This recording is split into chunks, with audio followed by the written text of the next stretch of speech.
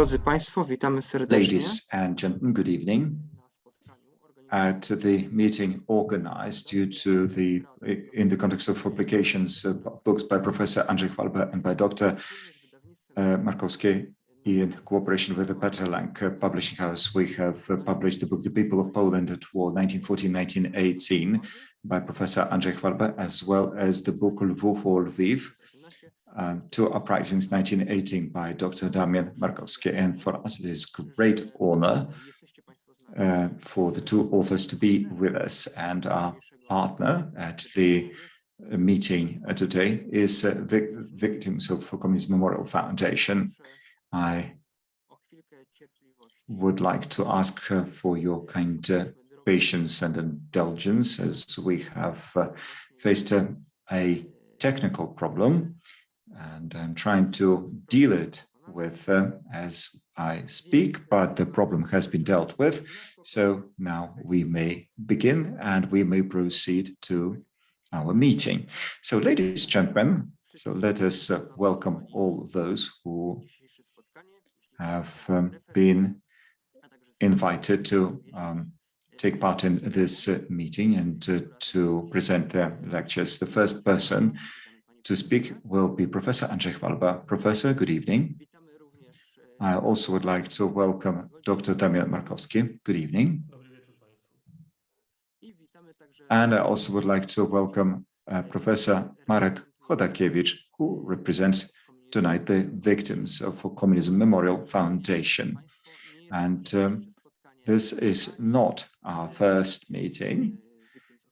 We have already been working with the Memorial Foundation, and we also have worked with Professor Chodakiewicz, and we had a pleasure and honor of visiting the premises of the foundation in Washington in 2019 as we were promoting the book in with Kate by Tadeusz Wolsza. And at that time, every single day, we have been able to visit Institute of Politics with Marek Chodakiewicz, and we met Professor Chodakiewicz online as we were promoting books by Professor Chwalba and by Dr. Markowski. So, ladies and gentlemen, today's evening shall be devoted to the two books. We're going to talk about the history of Poland in the context of World War I. However, we are going to do it in a rather specific context. We are going to speak in the context of the upcoming invasion by the attack by the Bolsheviks in 1918. And if our guests wish to do so, we perhaps may link to the current situation. But as far as the current geopolitical situation is concerned, we are also facing a situation that is engaging the same side, that is Ukraine, Russia, and Poland. Therefore, I think that this is going to be a very interesting meeting, and the topic of this meeting will give us a possibility to speak about a number of very interesting topics. But before we move on to the main topic, I would like to invite Mr. Deputy President of our foundation to make an introduction to our project, because in fact this is a project that is an umbrella type of a project. So if you could kindly, Mr. President, introduce us to the project, what the idea of the project is, who we cooperate with, and then we shall move on with our meeting.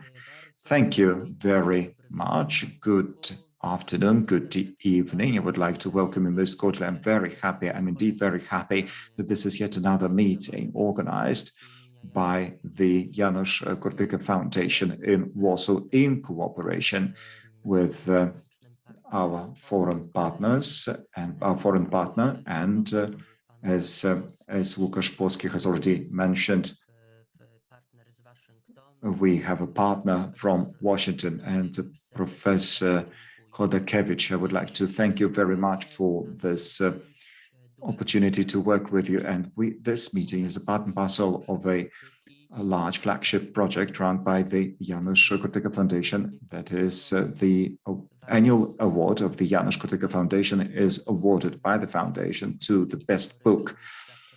on history that refers to the contemporary history of Poland. And there is an open competition that receives the books nominated by universities and by leading Polish scientific publishing houses. Those are the books nominated by the authors themselves or by their associates. And then there is a very diligent competition procedure, and the best scientific monography is thus awarded an award. And the award is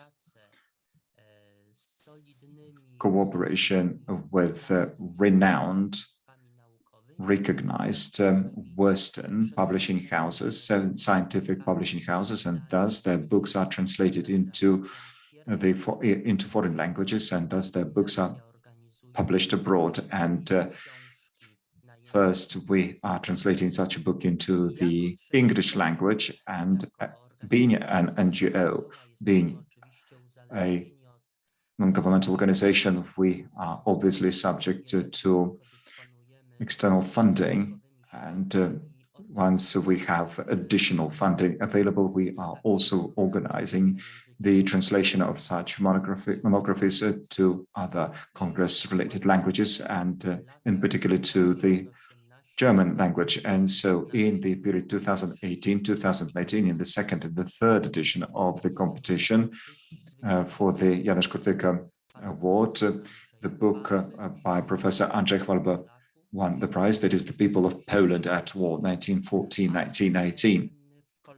And then the next year, in the third edition of this project, it was the book by Dr. Damian Markowski under the title Lwów or Lviv, Two Uprisings, 1918.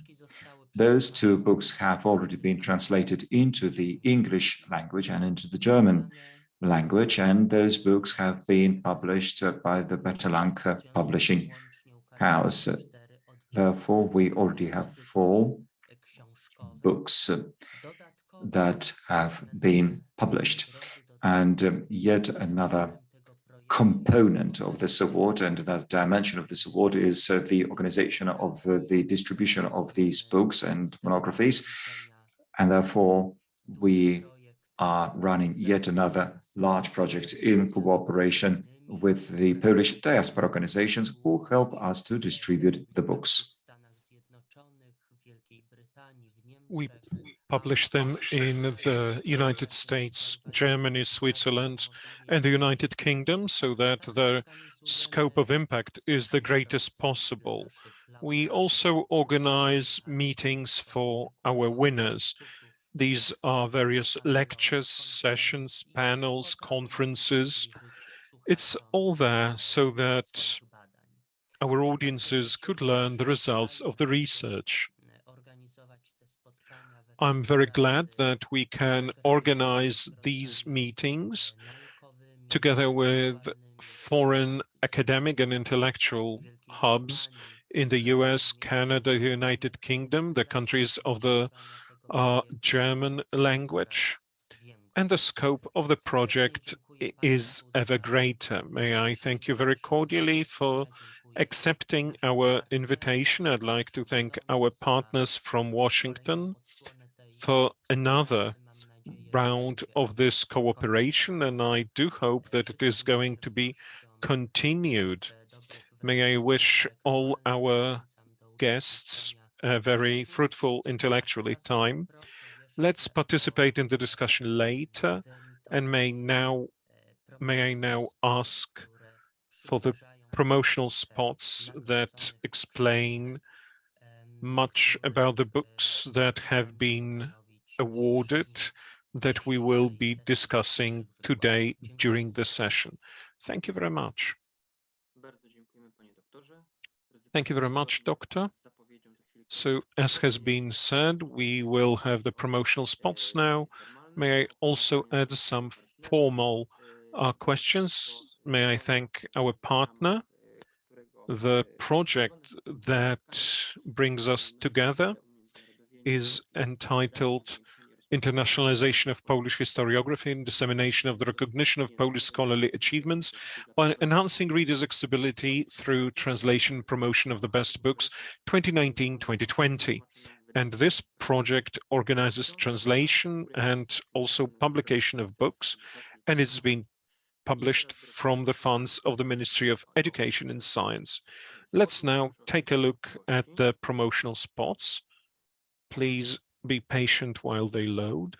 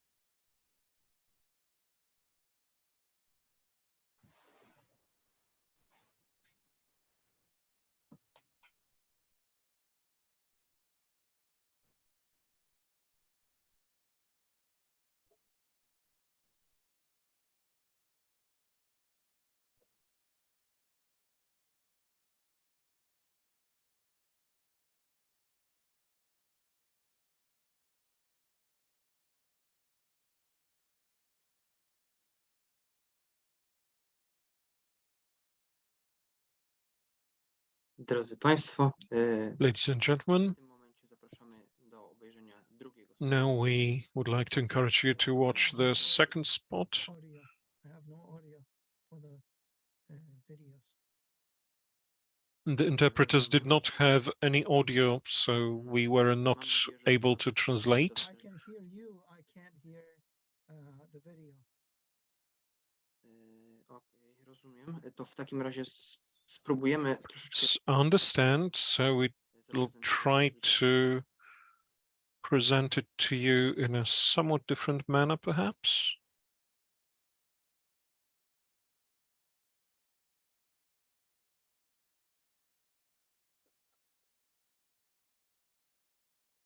Dobrze, drodzy Państwo, spróbujmy Right, ladies and gentlemen, let's try to Markowskiego. Mam nadzieję, że będzie watch Dr. Markowski's spot. I hope we'll be able to hear it.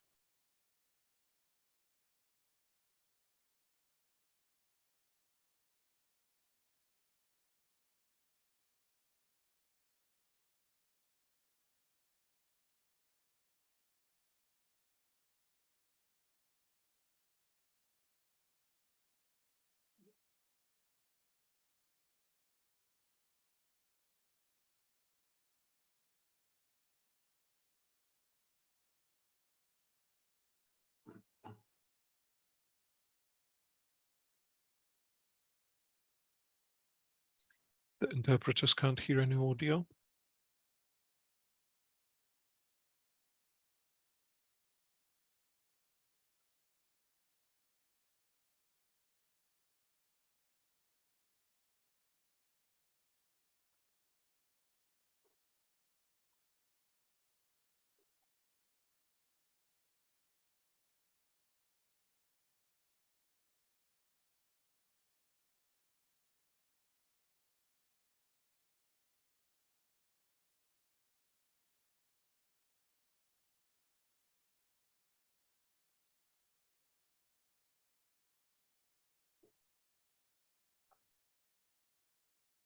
Czy tym razem udało się usłyszeć dźwięk? Did we hear any audio this time? The original audio was on. Mhm.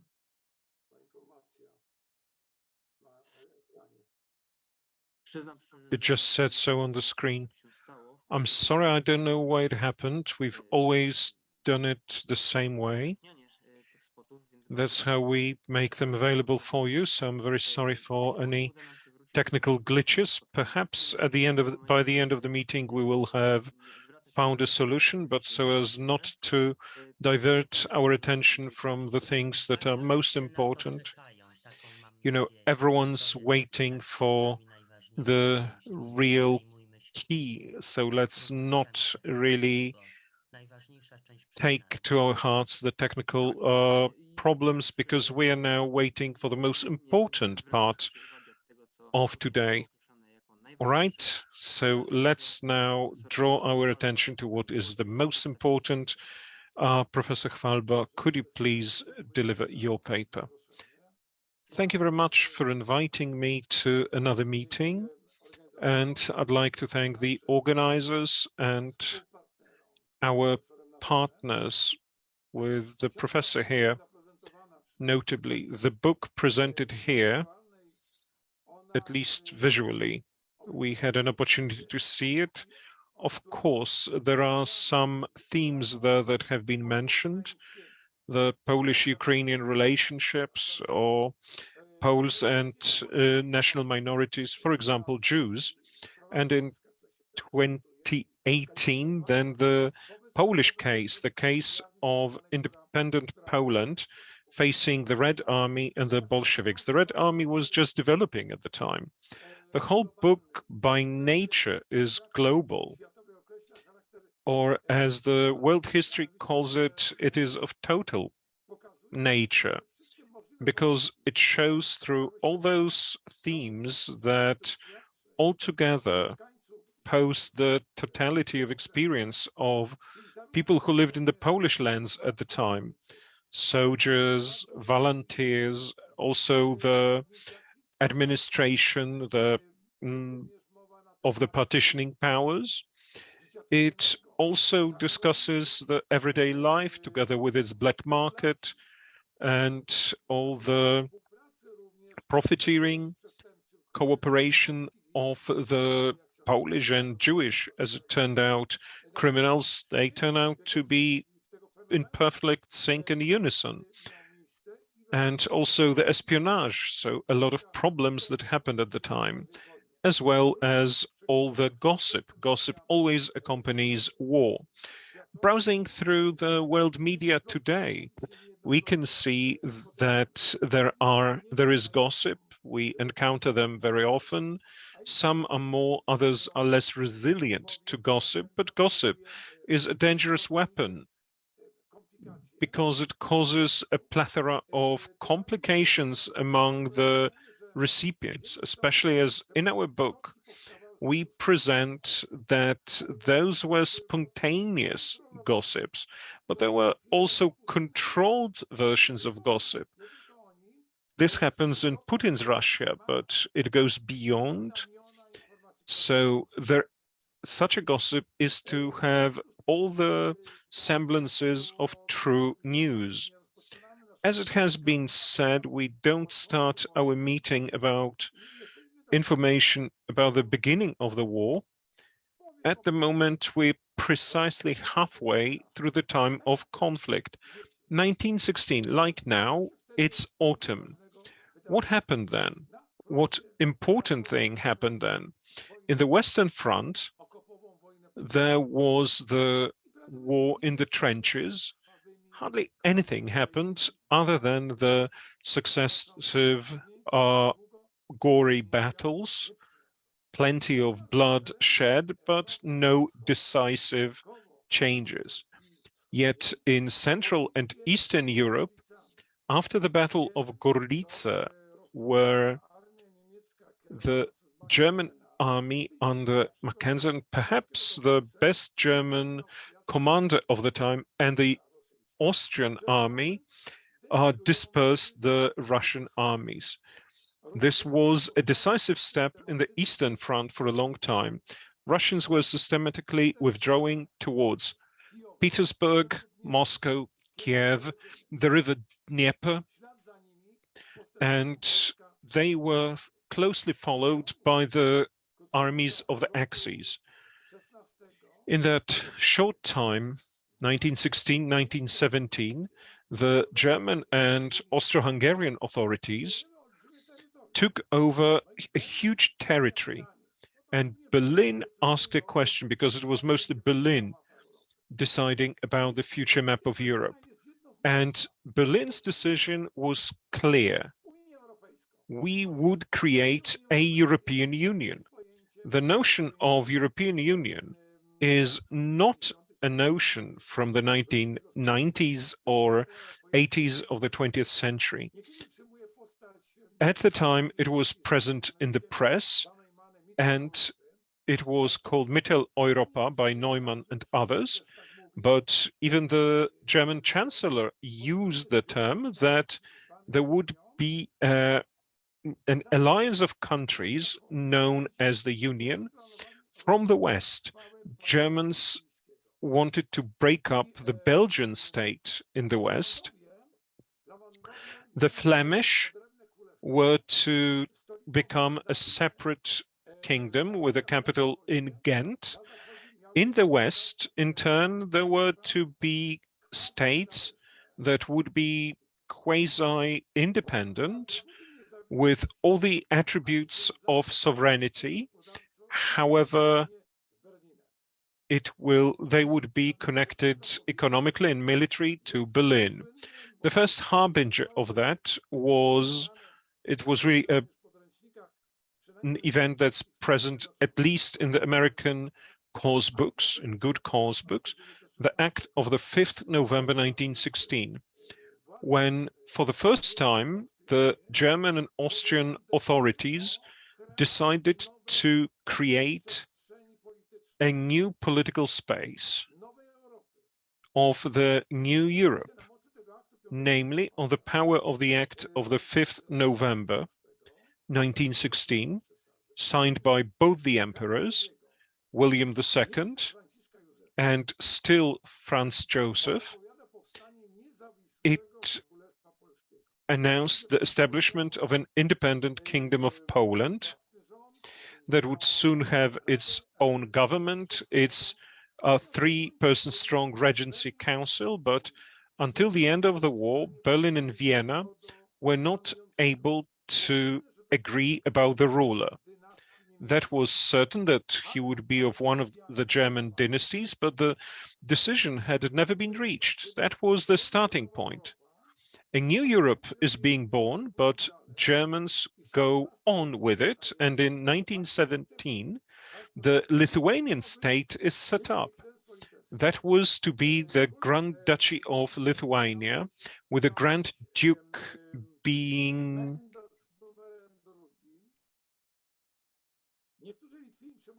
one of the locals. Some Lithuanians called it the kingdom, even not the Grand Duchy, but the king was to be a citizen of the German state. So there were some aspirations from the Belarusians, also Latvians and Estonians, but neither Latvia nor independent Estonia were established because Germans set up a Baltic Republic or a state that finally never became a republic, but it became a monarchy. And then as we go northeast, the Finnish state was to be established. The state of Finland, that society of which was going away from Russia. And Finland was to be headed by the German dynasty. How about Ukraine? Well, as far as Ukraine is concerned, after the February Revolution or March Revolution, depending on the calendar, Ukraine, by the decision of the Ukrainian authorities in Kiev, has become an autonomous part of the future Republic in Russia. So there was still no decision whether Russia would become the constituent, because the constituent assembly had to be was yet to be met, but it was disbanded by the Bolsheviks. But Ukraine, autonomous Ukraine, was gradually, Kiev was moving away from Moscow, and eventually they took a decision for a federative union. It's more than autonomy. So they would be an independent individual state in a federative union with Petersburg or with Moscow, because then it was known that the capital would be moved to Moscow, but the Bolsheviks staged a coup in November, October 1918, staged the revolution, and the Bolsheviks did not like that idea of Ukrainians about their statehood, because the Bolsheviks Lenin and Trotsky, they did not question the existence of Ukrainians, but Ukrainians did not have the right to their own statehood. The Ukrainians had the right to remain in a union with a stronger Soviet Russia. So they considered that Ukraine had to be created as a Bolshevik Ukraine. And the first capital was in Kharkiv, or Kharkov in the Polish language. So that was the first capital of Soviet Ukraine. And therefore, that was the instrument in the hands of Lenin and Trotsky against Pilsudski and against the Ukrainians and against the so-called white. But the Ukrainians used the help of the Germans and the Austrians, and so they established their own country, that is the Ukrainian People's Republic. So there was a Hetmanate with Skoropadsky, but then the Hetmanate failed, and again we came up with the Ukrainian People's Republic. So that republic was governed by the left-leaning politicians, by the socialists. And the key moment was the Peace of Brest concluded by the Axis state and the Ukrainian People's Republic, and that was the so-called peace for crop and sugar and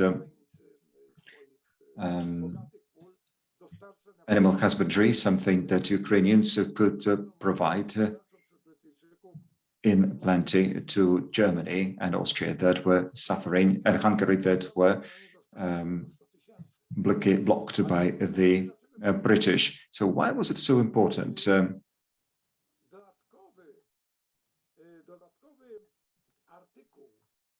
There was an additional document, an additional article that was signed with the Ukrainian People's Republic, had two articles, items that were against the interests of Poland. The crown land of Galicia was to belong to the Habsburg, but it was to be split into the Polish part with Krakow and Ukrainian part with Lviv in its territory. That's the first point.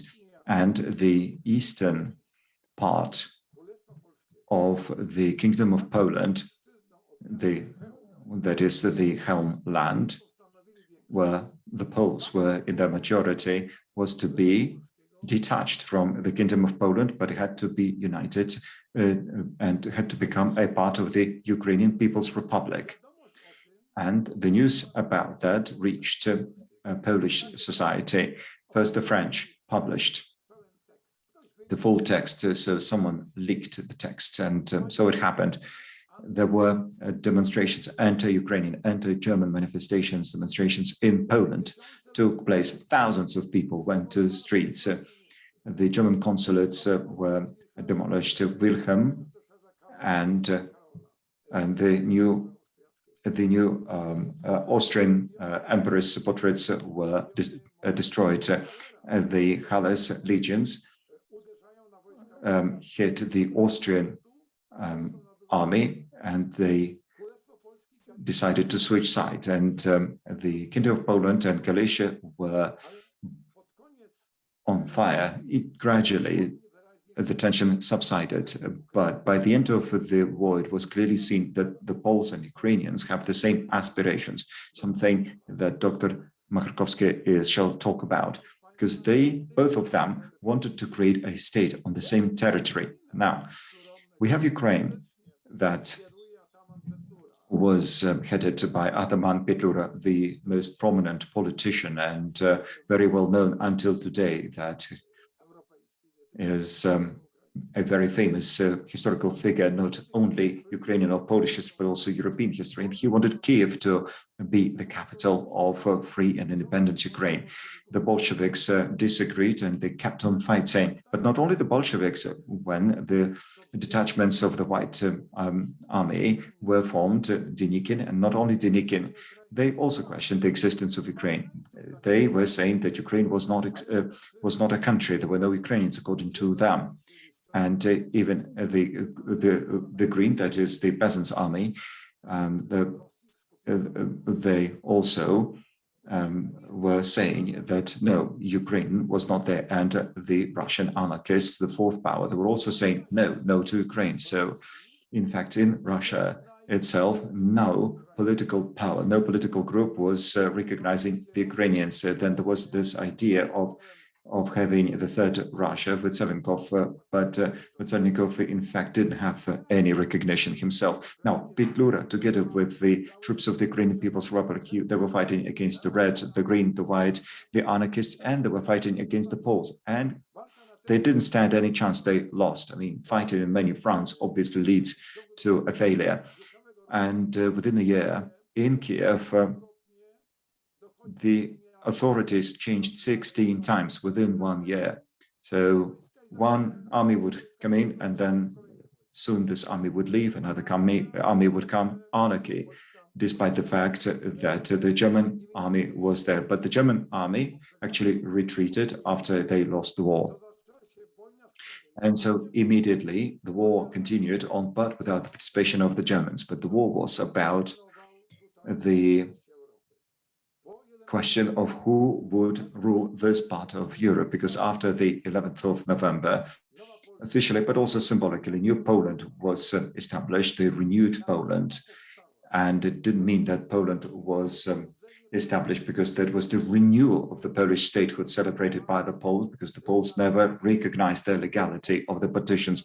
So we speak of the rebirth of Poland. And so Poland Reborn considered that Polish lands prior to the first partition of Poland have to belong to Poland with some adjustments. And so leaders of both teams, so to speak, so those political groups in Poland, that is the Dmowski people and Piłsudski people, they had their own visions, they had their own borders. Dmowski was more verbatim, Piłsudski was less verbatim in their political strategies, but in fact their geopolitical strategies differed significantly.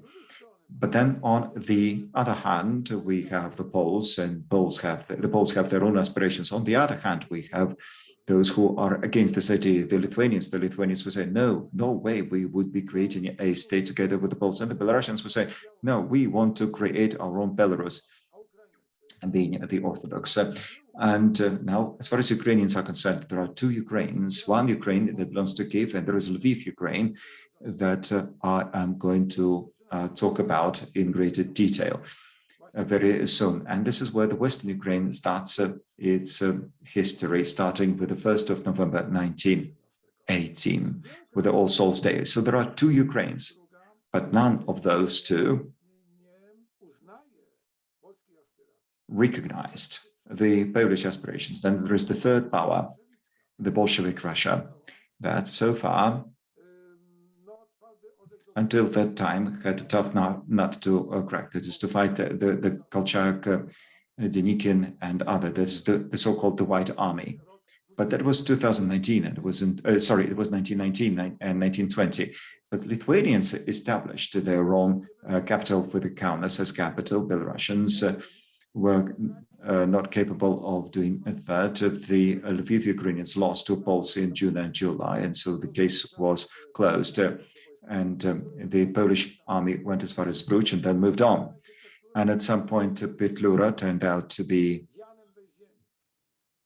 the king without land. Petlura didn't have any territory to control because part of the territory was controlled by the Poles. Some land was controlled by the Red, and some territory was controlled by the White Army. And so Petlura agreed with Piłsudski against the Polish some of against Dmowski and his people. Dmowski did not accept that because Dmowski had his own vision, which was different, and they did not recognize the Ukrainian aspirations. Piłsudski saw that. And hence, Piłsudski decided to agree with Petlura. And so there was this advance on Kiev, and then there was pushing Tukhachevsky and Budyonny further east and south. And so it turned out that in this sphere between Warsaw and Moscow. There was this tension because there were other nations who were less numerous and were weaker, and so they didn't play much of a role, but Ukrainians were doomed to the union with the Poles, and their fate dependent on the support given by Poland. So as we were winning, they were also winning. When we were losing, the Ukrainians were losing as well, because they were losing in the battle for their own statehood, and they lost.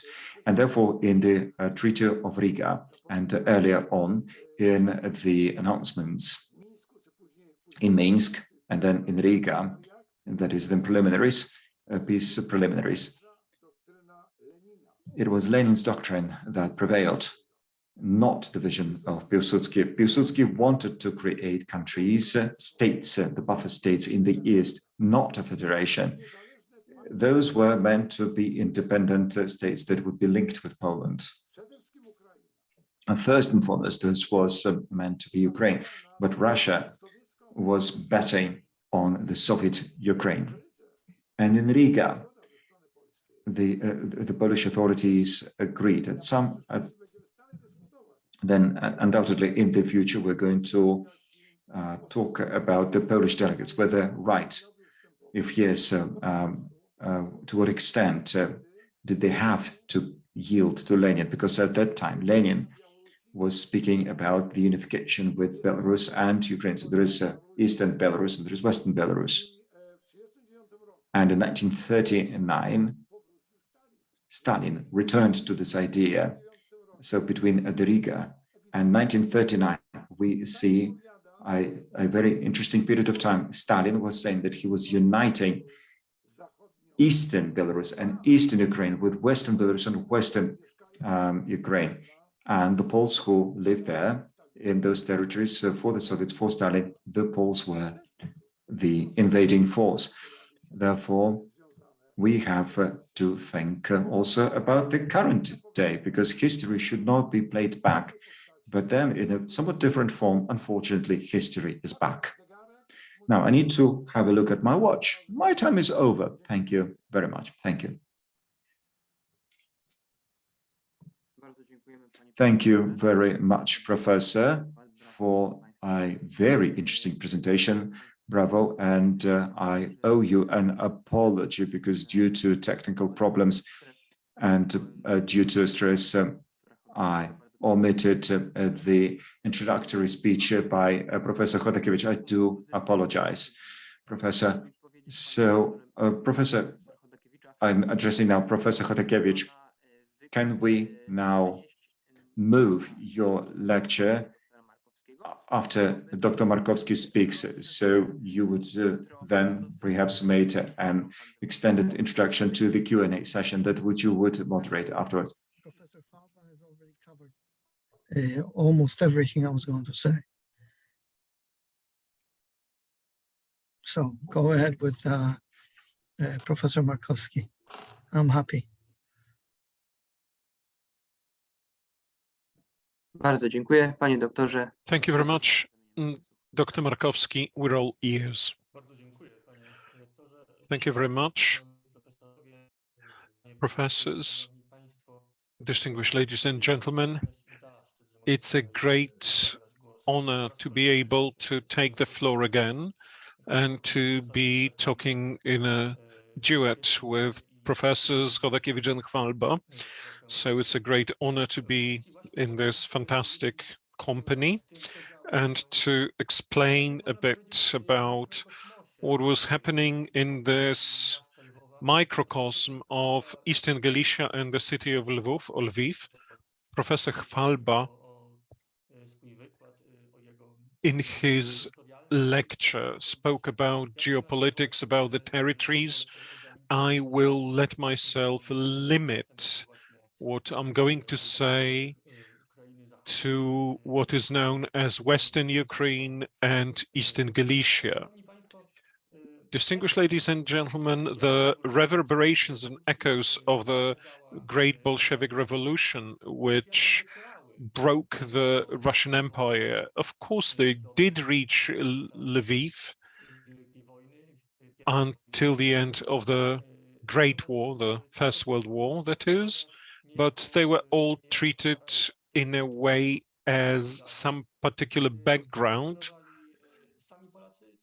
for the events that the Poles and Ukrainians participated in.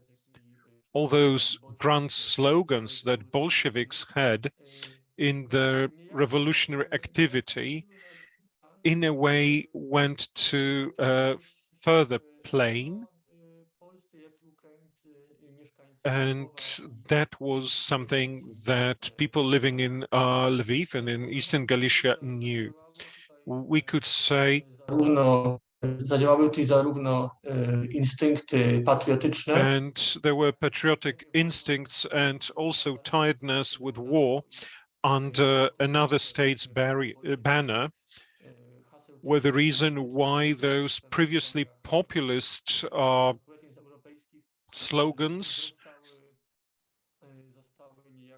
were in a way buried and smothered at birth.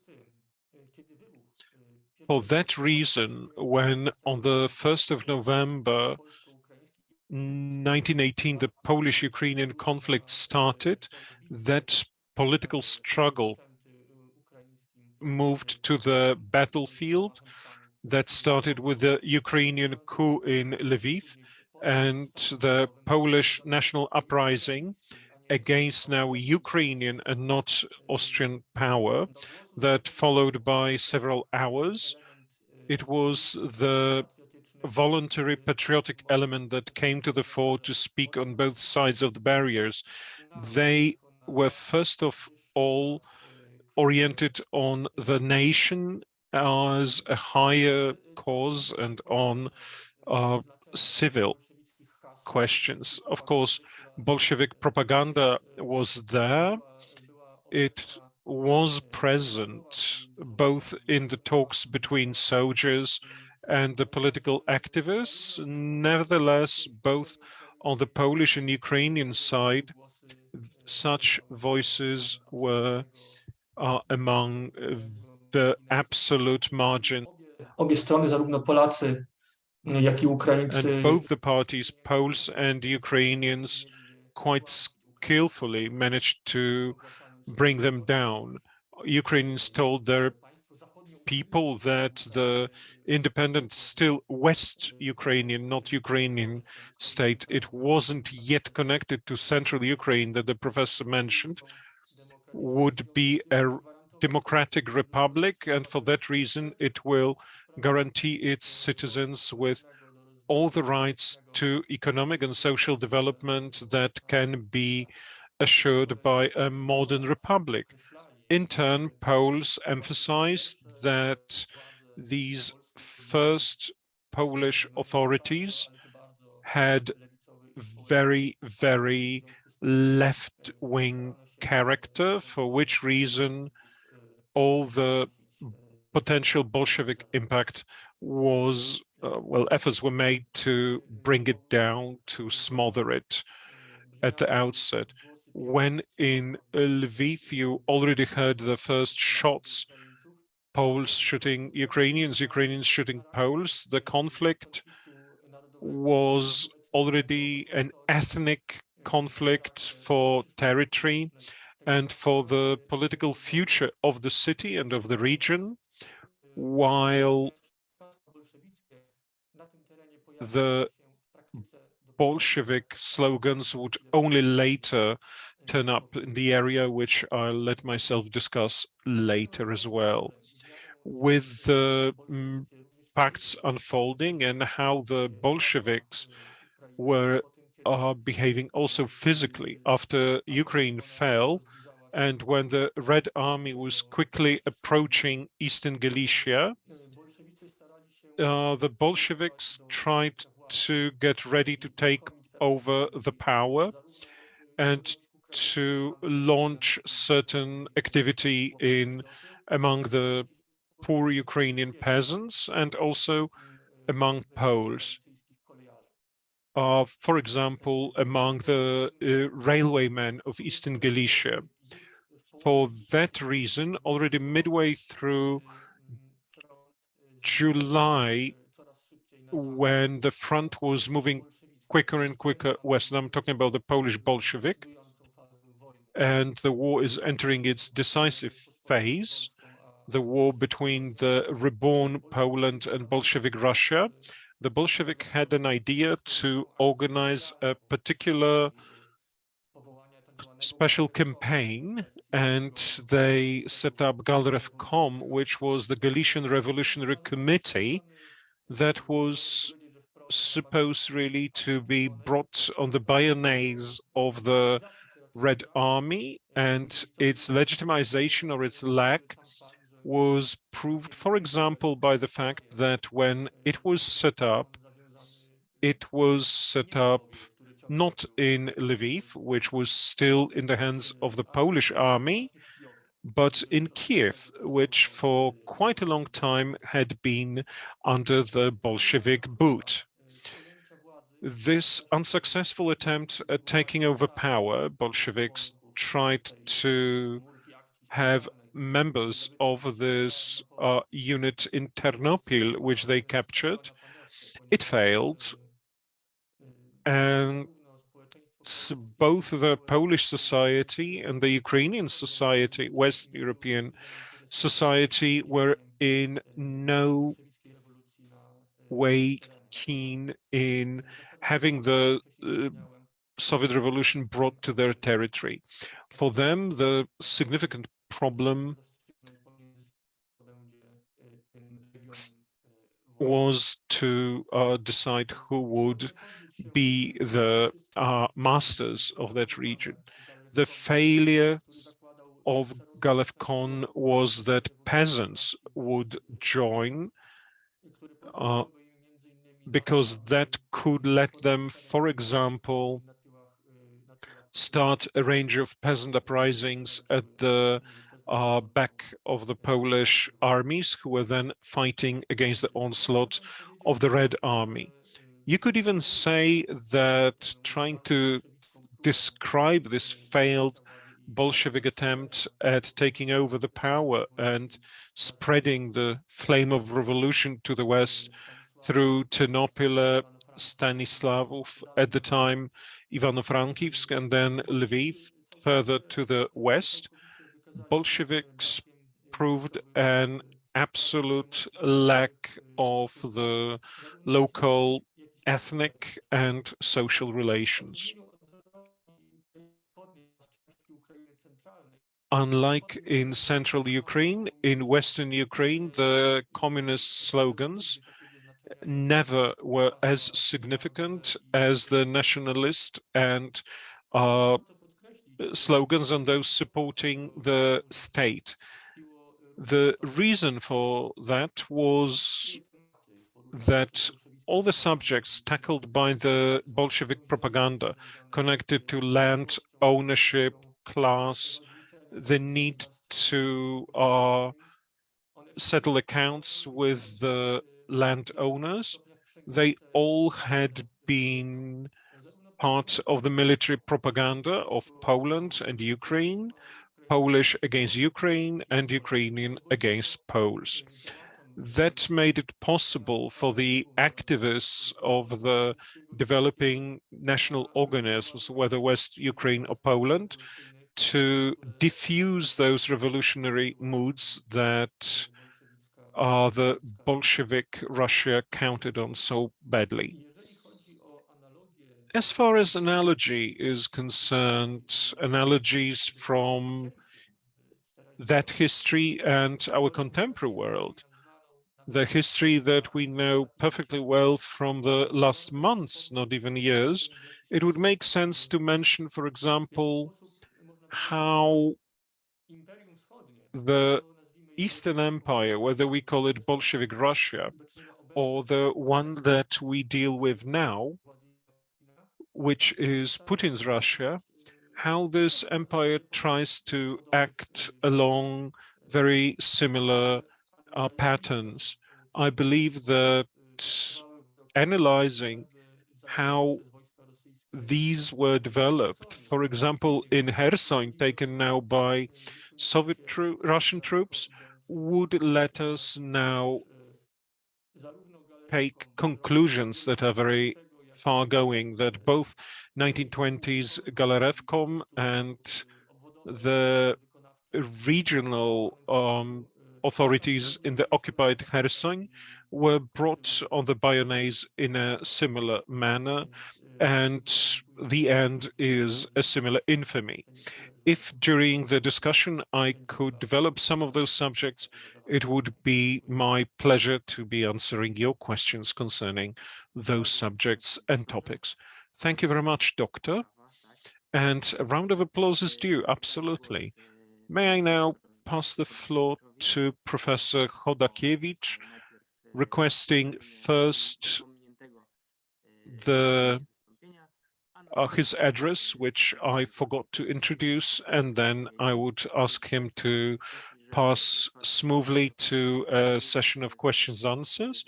We're open to those. There is a Q&A session at the bottom of your menu. Professor, the floor is yours.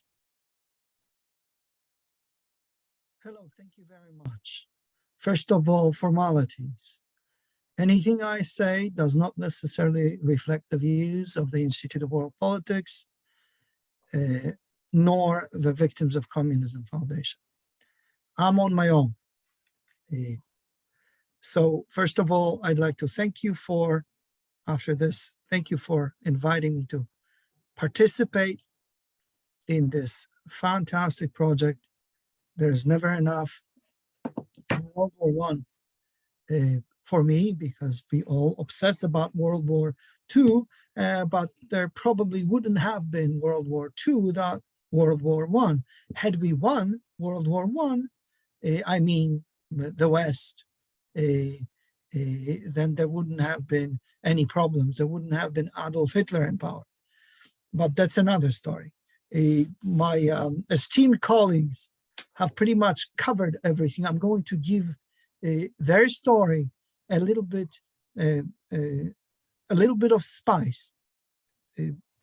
First of all, we must realize that without the First World War, without 1914, there would have been no Bolshevism.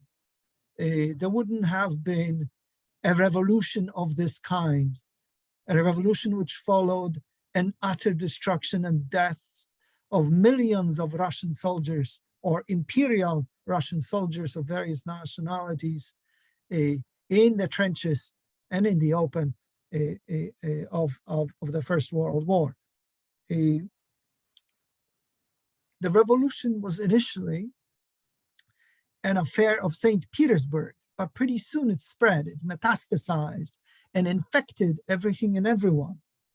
The revolution was further exacerbated by that great gift of Germany. There were two gifts, nefarious gifts that Germany bestowed upon humanity in the first half of the 20th century. First was Lenin, and the second one was Hitler. German military intelligence dispatched Lenin in a sealed train with a bunch of revolutionaries and gold, which allowed the Bolsheviks to recruit many and unaffiliated, many and disgruntled, hateful recruit for the revolution. And the disease spread. The Bolsheviks naturally were some of the worst. There were, of course, others, as Professor Falba told us. They were all socialists, or almost all of them are leftists, and they all rejoiced in the revolution. Nobody shilled for the revolution more than its future primary victims, namely the Russian intelligentsia. They couldn't get enough. They had no idea what monster they were countenancing, what monster they unleashed. As far as the situation in Ukraine, almost all the parties were not sui generis Ukrainian parties. They were Ukrainian manifestations of Russian revolutionary parties, with the exception of Galicia, Habsburg Ukraine. So there you did have leftist or agrarian national socialists and populist forces, but they were not connected by an umbilical cord to mother Russian parties. And here is another interesting or crucial tidbit. Virtually no force in Russian Ukraine advocated for independence before World War I. It came incrementally and very gradually when the opportunities opened themselves. The Ukrainians were not like the Poles. Their intelligentsia usually stemmed from priesthood. They were children of priests, of Orthodox priests, and Uniate priests too. They were not the descendants of Polish nobility. They were not intelligentsia essentially outside of the church for a long time. And Ukrainian nationalism as a manifestation was a phenomenon very late in the making. We can talk about it perhaps at the end of the 19th century. Before then, we have historians like Professor Hrushevsky or poets like Taras Shevchenko. There was hardly any stirring of national consciousness on the mass scale. And as I said, it was the freest under the Habsburgs who used Ukrainians to balance the Poles. And in Russia, the manifestations of or iterations of Ukrainian life were simply reflections of various Russian revolutionary, mostly revolutionary initiatives. That's okay, because when a conjunction comes, such as the revolution in Russia, the growth of national consciousness and other consciousness accelerates enormously. So what happened was the Russians lost in the field.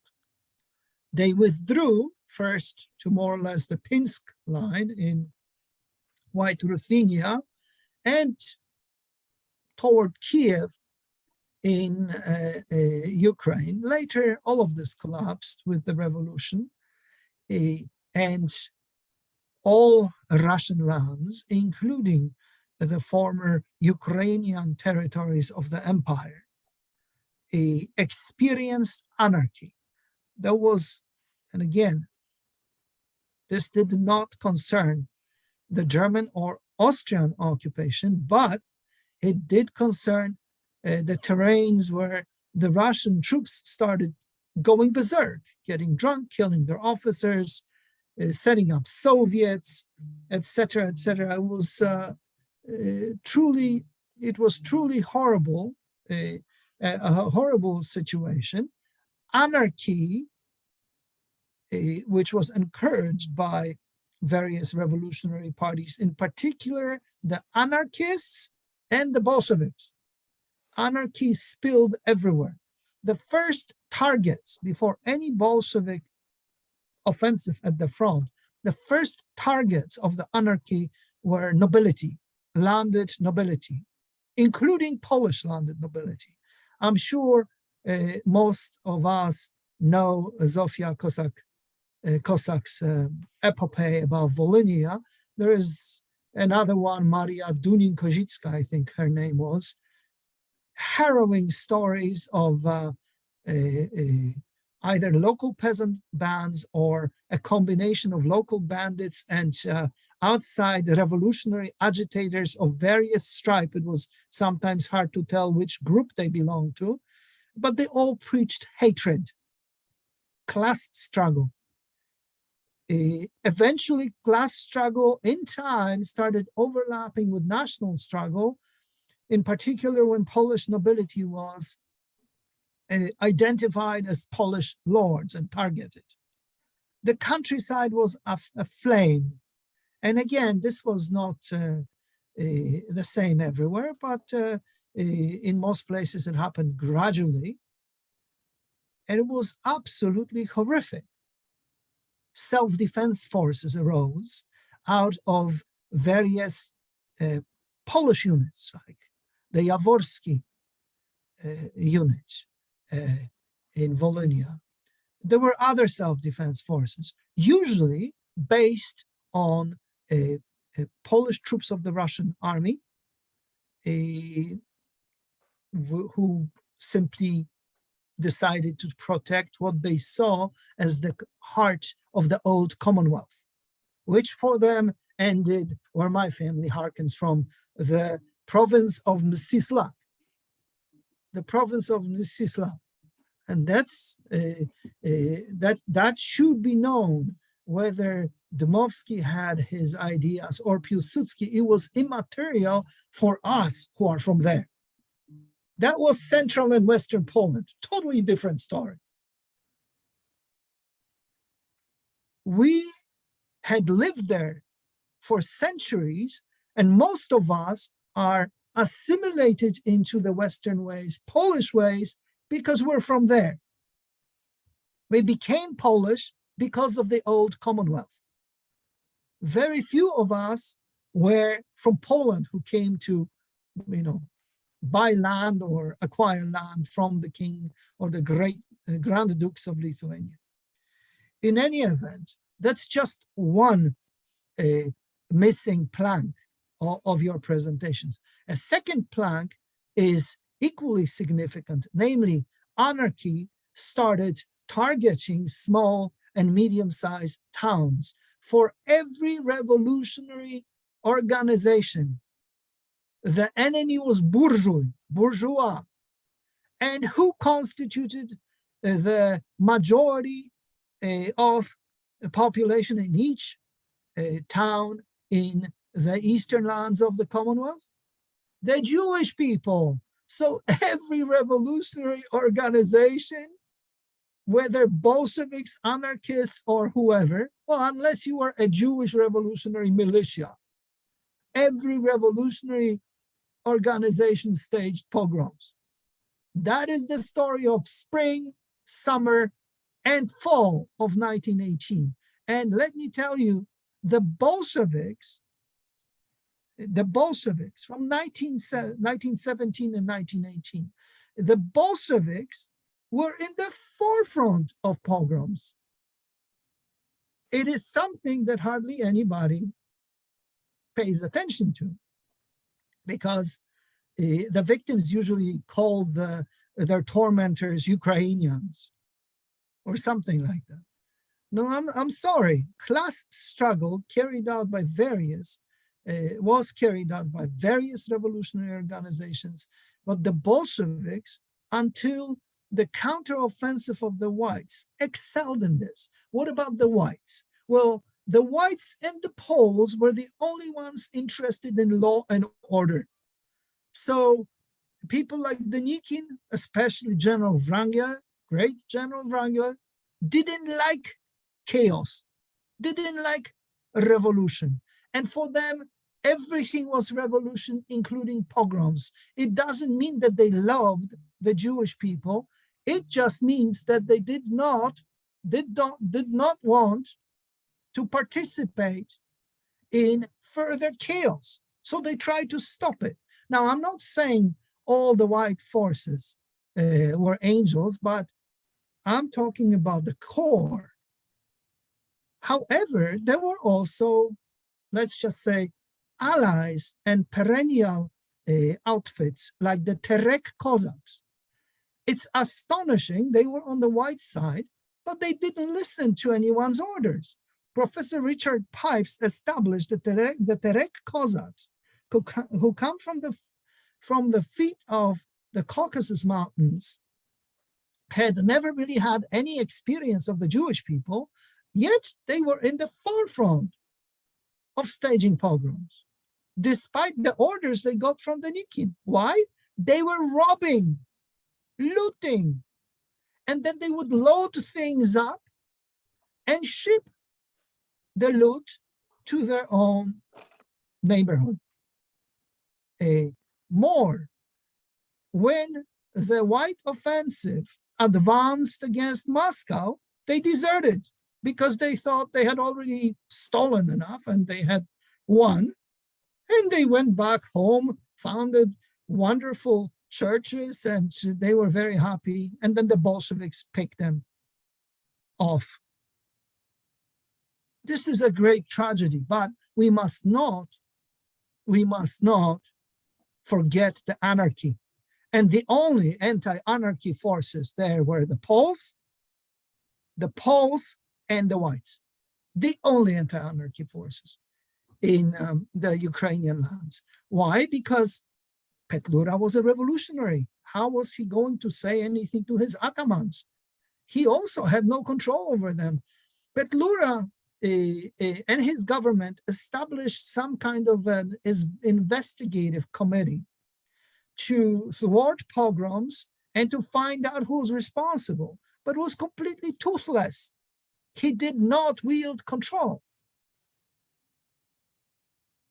And please remember that all the armies, no matter who it was, from the Bolsheviks to the whites, did not have a working quartermaster's corps. That means they lived off the land.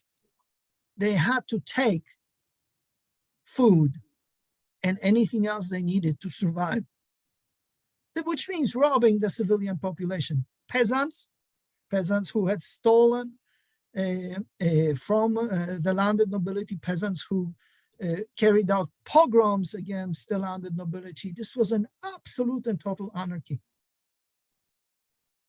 That was the state of Ukraine. So everybody, well, the Jewish people were praying for a government. There's been a book about it, a prayer for a government, any government. So everybody was looking forward to a German occupation. And everybody was terrified and petrified when the Germans left. The Germans and the Austro-Hungarians.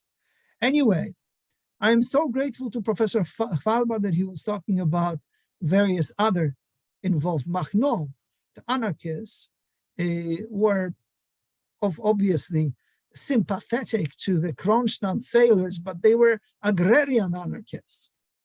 They were completely out of control. And they carried a black and red flag. Sounds familiar? Then we had the Greens. The Greens were widespread from Tambov all the way to the Black Sea. They just didn't like anybody coming and collecting taxes or taking anything from them. Everywhere they set up what Norman Davies called hell-autocratic republics. They wanted to be left alone. And for everyone, the enemy was Bahrain, or the so-called bivshie Luzi, former people, so the old elite, whoever they were. If you lived somewhere where the Polish nobility predominated, that was the enemy, and the Jews, as well as all the intelligentsia and so-called bieli ruchki in the cities. Complete chaos and havoc. Out of this, forces like Petlura attempted to forge suddenly a Ukrainian People's Republic. Quite suddenly, because I'm sure he was surprised too that he would have an opportunity, or he thought he had a chance, an opportunity to build an independent Ukraine. Well, he would not have been able to do much without German geopolitical considerations. Did the Germans love Ukrainians? The Germans, first of all, and the Austrians in particular, loved the bread. That was the essence of the Peace of Brest-Litovsk, which is also a missing piece of your lectures. Germany was in dire straits. Austria was starving. Hungary, I'm talking about Count Tisza, the prime minister, like Orban today, was an egoist and said he would not share food with Vienna. So the Austrians pressured the Germans to conclude a peace so that they could undertake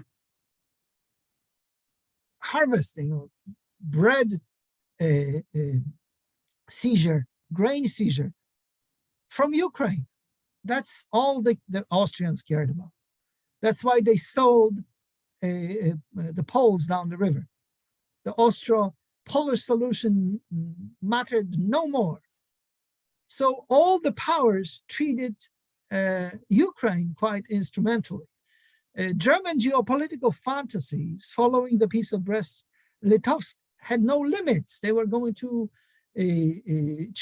increase significantly the colonization of the Black Sea coast, even the Crimea, because there were already German Mennonites, who, by the way, suffered terribly from a variety of pogroms. The situation there was quite comparable to the lot of the Jewish people. It was an absolute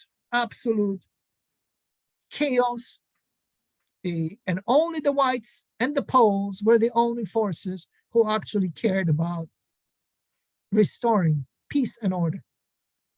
And then, as both of you know, the Bolsheviks undertook their offensive. And here is another point worth pondering. One day somebody ought to write a book about not only ideological overlap, but about various units switching sides. And I'm not just talking about Tsarist officers escaping Bolshevik captivity and switching over to the whites. That's natural. I'm talking about various revolutionary units. For instance, under the slogan of slaughtering Jews, Bolshevik anti-anarchist expeditions would disintegrate and go over to other revolutionaries. Their slogans were, "Long live the Soviets without Jews." You have to know about this, or people who study that period should be aware of how insane the whole situation was. And I'll repeat once again, when there were Polish troops, there was peace. However, the Poles confiscated as well. There was no quartermaster corps to speak of, functioning, especially far in the Grand Duchy of Lithuania and the Ukrainian lands. But when the Poles won, there was respite from the revolution, from the monster of Bolshevism. And that was the trade-off, meaning, for instance, there was violence against civilians. Polish military took grain as well and abused sometimes civilians. This was not policy, but grassroots reaction of hungry troops who are absolutely miserable. I read the Hoover Mission, American Relief Administration reports, an absolute abomination, the war and the revolution for everyone, not just the civilians, but the troops too. Diseases, lawlessness, hunger. And the Poles managed to create or recreate a rump Poland. They didn't succeed in liberating everything that had been the Commonwealth in the old days, but they did succeed in saving Poland from Lenin's and Stalin's rule. The Ukrainians were not as lucky for a variety of reasons. One is it was a question of a consciousness, and as you said, Kiev changed hands 16 times. That means that the Ukrainian military had problems in organization, but also didn't know how to rally and inspire the population. Polish peasants unlike what Jakub Berman, the communist, used to say, were not coerced into the Polish military. They were draftees, but war, First World War, and then the Polish Bolshevik struggles helped engender national consciousness. This is a very important development. There were pogroms in Poland against the nobility and against the Jewish people, sure, in Galicia in particular, which had to do with similar mechanisms, the breakdown of law and order. But then the government stepped in. They were not engineered from some secret Polish center. This is what happens when there is a breakdown of law and order. You yourselves witnessed the communist police in Poland in 1989 going on Italian strike and looking the other way. And that was just a tiny foretaste of what happens when there is no police. In the Russian Empire, everything collapsed. The Poles were able to pull themselves out of the morass. And because of their success, the Latvians, Estonians, and Lithuanians could enjoy 20 years of normality. And normality is hard. The Ukrainians were not as lucky. Those who found themselves under Polish rule, as much as they disliked it, didn't have to experience Stalin and Lenin.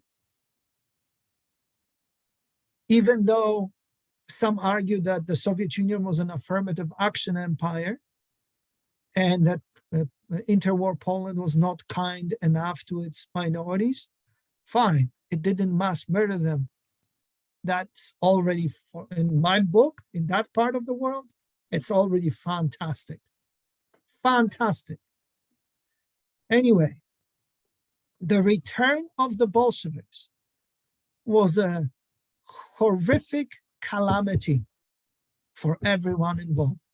And I'm very sorry that all forces failed to unite to repel the Bolsheviks and to contain them, preferably somewhere beyond the Urals.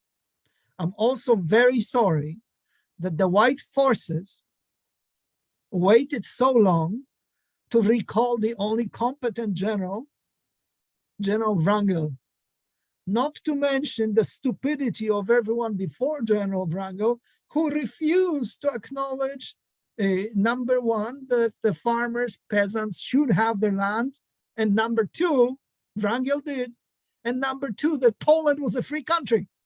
How stupid can you be?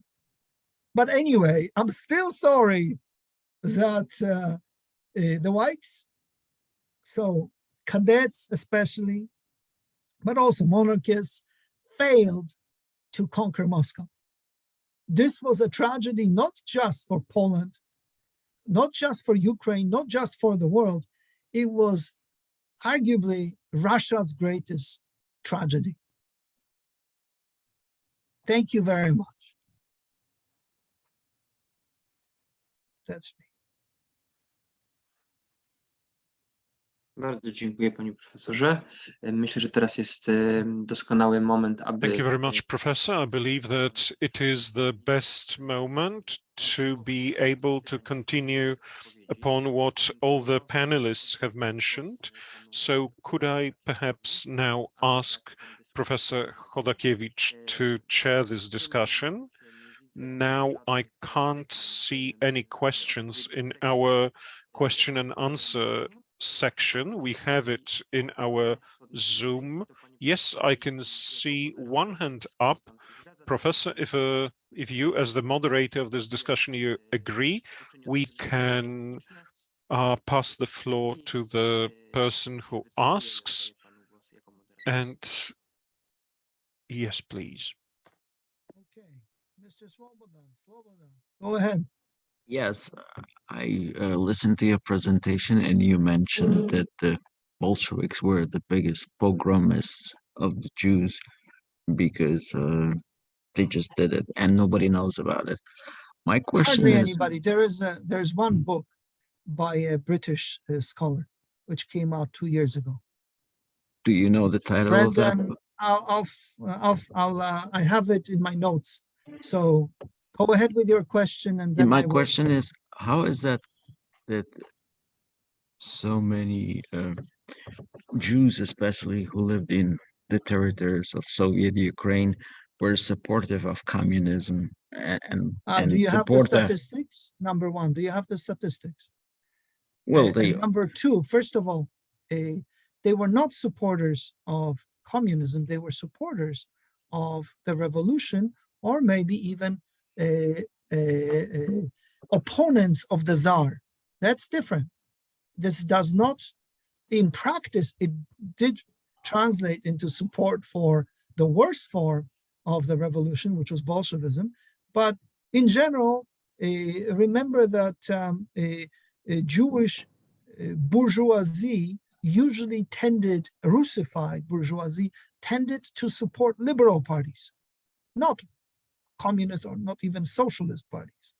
However, young people were smitten by the revolution, but they could be of a variety of groups and affiliations. Also, the Bolsheviks in Ukraine very quickly rejected an alliance with Jewish revolutionary parties, but not so in Belarus.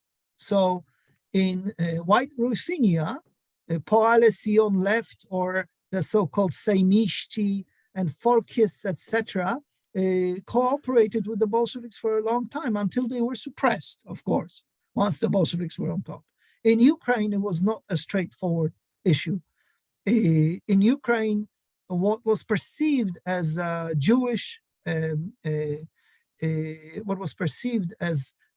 pro-Bolshevism was in effect a prayer for a government. So self-defense forces, Jewish self-defense forces in certain places tried to be neutral, and in certain places they fought against those who attacked the Jewish community and its property. However, the Haggadah, or the narrative, has it that Jews were communists. It's not true. Most of them adhered to a combination of Zionism and socialism. Most Zionist groups had some kind of a socialist component. No, what I meant more specifically, they were more in support of powers in St. Petersburg and Moscow instead of potential of a government in Kiev. That's what I. There are very many studies, and I'm looking forward to more about this. What they were in favor of was in favor of not being robbed and not being killed, just like, say, the Polish intelligentsia and so-called middle classes. Kievan government could not provide that, and that's why Well, they were hoping someone else would. And because Bolsheviks, unlike everybody else, conducted insidious, allegedly pro-Jewish propaganda, they thought the salvation would be from Lenin. Some of them thought. Not everybody was stupid. And that was just a case. But let me find the title of the book. His name is Brendan McGeever, and I'll put it in the chat. Brendan McGeever, Anti-Semitism and the Russian Revolution. He's a leftist, so he tries to be as apologetic as it's possible, but it's very difficult to cover up for this. I reviewed it somewhere, I forgot where. Here you go. It's in the chat. And I'll try to find Professor Abramson, I think.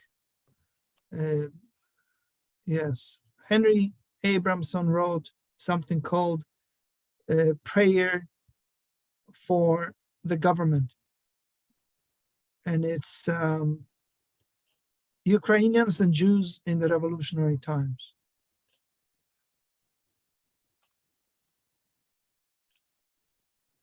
And actually, Petlura was disgusted with stuff like this. So he tried to do things. He was extremely inefficient. I've seen archives and data from Polish government archives about Polish military putting people on trial for any excesses. The Polish army did not discriminate in that way. If there was breach of discipline, the military judiciary in particular was quite ruthless. So you can knock your socks off. You know, there is a scholar in Poland at the University of Opole who's worked on that.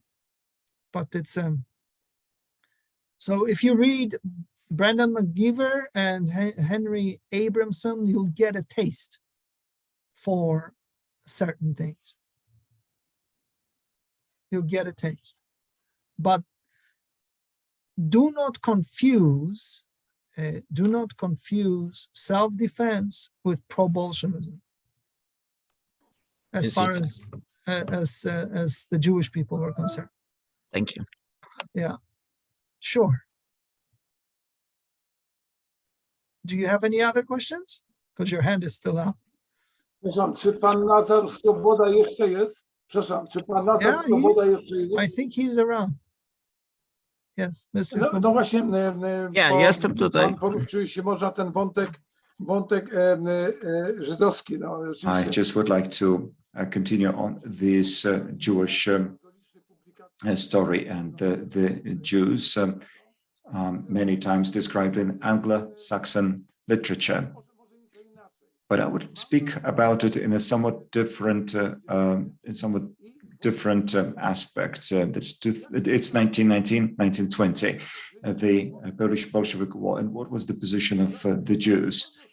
As Professor said, the Jewish youth from intelligentsia was thrilled with a possibility of a coup, because that was to solve all possible problems and also ethnic problems. So the revolution was this upheaval would mean that there would be no violence, and anti-Semitism would be a matter of the past. But they were in minority. And if we look at the small towns in the east of Ukraine, Belarus, and in Lithuania and in the territory of the Kingdom of Poland, those cities were populated by the traditional Jews, Orthodox Jews, and by the Hasidic Jews. And therefore, the Bolsheviks' propaganda was not reaching out to them, and anti-religious propaganda, closing Jewish schools and closing the synagogues and the prayer houses, and desacralization of their shrines, and also the liquidation of private property was against them. Moreover, those ideas appeared in Galicia in the 1920s when the Bolsheviks came. That, for instance, the idea of intermarriages, but for an Orthodox Jew, that would be a shocking matter. Therefore, the Jews in Warsaw, they actually they very much cast an oath on Trotsky and Rubinstein, but they didn't care. But in any case, those people were very different, and Lenin said that we made a mistake with regard to the Jews and we need to draw conclusions, but that was a different story. Anyway, we need to remember that the Jewish towns, the shtetl, those were the Jews who lived in a very different century, the Zionists, and also the revolt and the Bund, the Jewish bunds were in big cities like Warsaw or Minsk or Kiev. There were the bunds, but there were no bunds in the smaller towns. Well, there were there. I'm doing a case study, a micro study. I apologize, Professor. I'm doing a micro study of Pinsk. It turns out that the bunds were there. They were not popular, and the members of the bund they actually joined forces with the Bolsheviks, and even in Czechia in 1918-19, we had the Bunds, and as long as that was an alliance, and the Bolsheviks were pretending that they would give autonomy to the Jews, then the naive people from the leftist party were joining them, but the Bund became a part of the Social Democratic Party. Yes, indeed. And the Bund, and they crossed the Rubicon.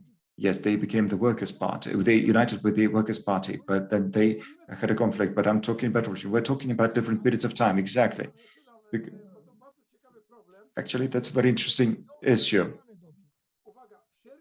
So in August 1920, after the Battle of Warsaw, the Bolsheviks were running away to the east. The Polish army was liberating people from prisoners. And in the Polish towns, in prisons, most of the prisoners were the Jews that were imprisoned by the Red Army for the very reasons that I have just listed. And one more reason, they were confiscating and they were also fighting the so-called speculation.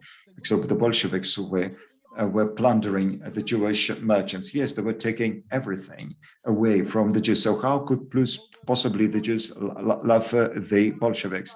But how about the youth, the Jewish youth? Yes, well, the Jewish, and the Bund was actually Marxist party. Or Vereinigte, for instance, yet another party. It's an incredible labyrinth, and it's more complex than the civil war in Spain, as far as the number of the participants and the parties is concerned. So we would need to do some micro studies to understand all of these things, because it was a Poles, but so who are the Poles? And no one can say who the Poles were there, or the Russians. And then it turns out that those were not actually those detachments of the cadets, but those were the detachments of the Cossacks, which Professor Pipes discovered. Exactly, and so on and so forth. There is so much more work to be done for historians. And we're just beginning, thanks to you and Professor Markowski. Great. I mean, I'm very happy that anybody cares, but it'll take a very, very long time to go with a fine-tooth comb and resurrect everything. I mean, aside from memoirs, there are no case studies of the landed nobility.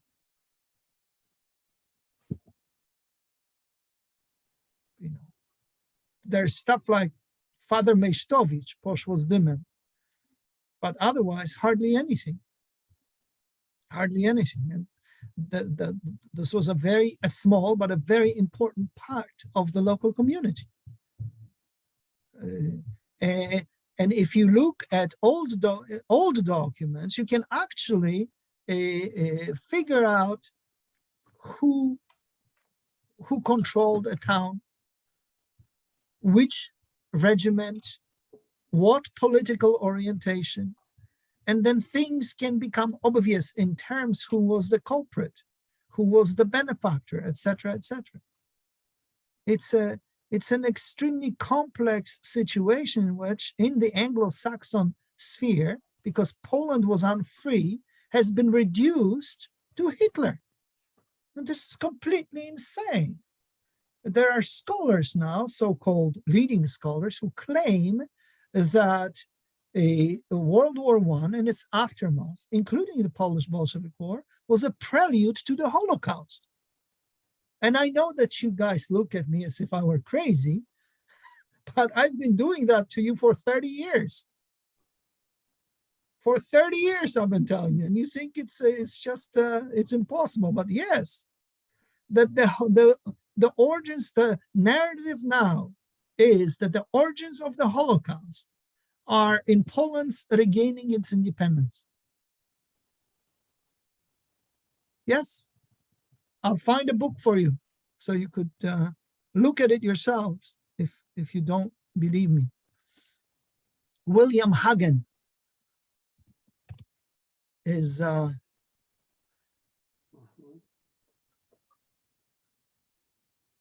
the leading genius here. I don't know if you've heard about his book, but that's something that needs to be addressed. This is him. William H. Hagen, Anti-Jewish Violence in Poland, 1914-1920. And it's a prelude to the Holocaust. Insane. Bardzo dobra książka. Świetna książka Hagena. Yeah. It's a very good book, a great book by Hagen. Until you write another one on the same topic, then I'm not going to be satisfied with this one. I wrote a huge review of it.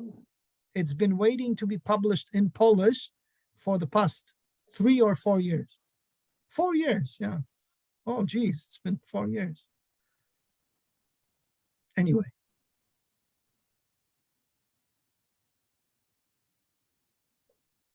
Anybody else?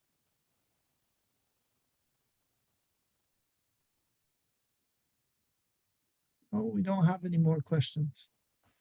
Okay.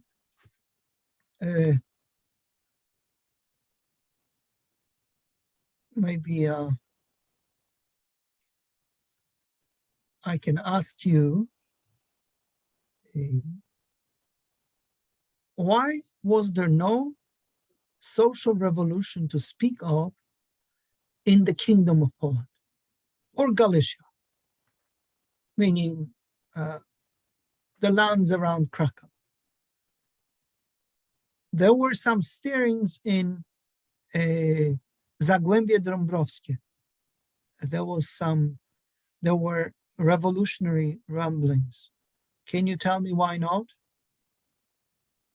Why no revolution?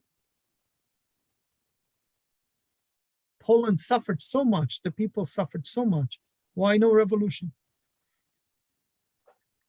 Well, I can tell you what the communists say, that Polish nationalists stole the thunder by channeling the energy of the Polish people into freedom and independence, which means they cheated the people. That's what the communists used to say. So why, according to you, Professor Halba, why haven't there been a revolution? Let me give you an answer, Professor, but I will ask you a question. But why should there be any revolution? And there were no preconditions for the revolution to happen. It's inevitable. So a revolution is inevitable. So I'll answer by quoting a classic. Ale nie w Polsce. But not in Poland. Not in Poland. Of course, Marx considered the countries of wealthy West. We were the poor East, which didn't consider it. There were no revolutionary forces beyond the Polish kingdom, SDKPAR, which developed later into the Communist Party. And that's where there were Jewish communities that identified with that, apart perhaps from Marchlewski and Dzierżyński, everyone would. Now, in Galicia, I'm looking here at Damian Markowski, there are no such revolutionary forces. In Russian partition, German partition, they were once, but they were members of the German communist parties. PPS was a pro-independence party. Polish pro-independence socialism meant that there were no conditions for that. Bolsheviks had no concept for encouraging peasants. By the way, it went any length to discourage them. If they did, well, they succeeded. Full stop. Story told. as you're saying, in the Dąbrowskie Basin, there were those councils because they had those strong impacts of SDKPL, but that was an episode which was absolutely bereft of conclusions. Where they refused to fight. So they had to be disarmed and sent back home. So, but yeah, I'm very happy there was no revolution. Don't take me wrong, but it's baffling when you look at the hatred and anarchy from the Pacific to the lands of the old Commonwealth. Just unbelievable. Yeah. Anyway, thank you.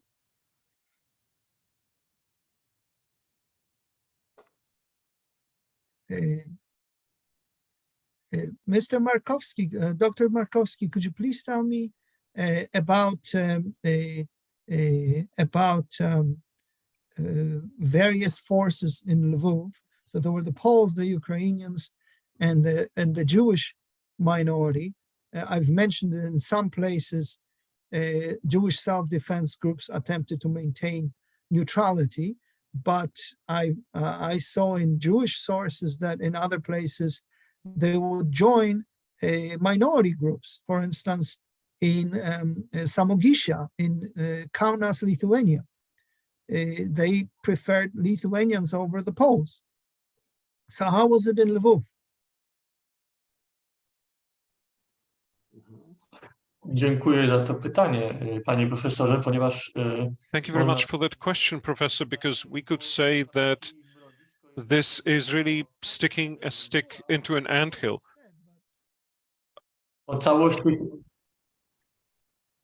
o całość tych newralgicznych wydarzeń. Speaking of all those important events that happened around the pogrom of Lviv, it's so good that you have asked this question, Professor, because yes, in Lviv, we also had that self-defense militia, which at least initially tried and was quite successful in maintaining neutrality, but with time, individual members of that militia were capable of disheartening some Poles, even friends, acquaintances they met in the street with their behavior, even more than soldiers of Ukrainian nationality.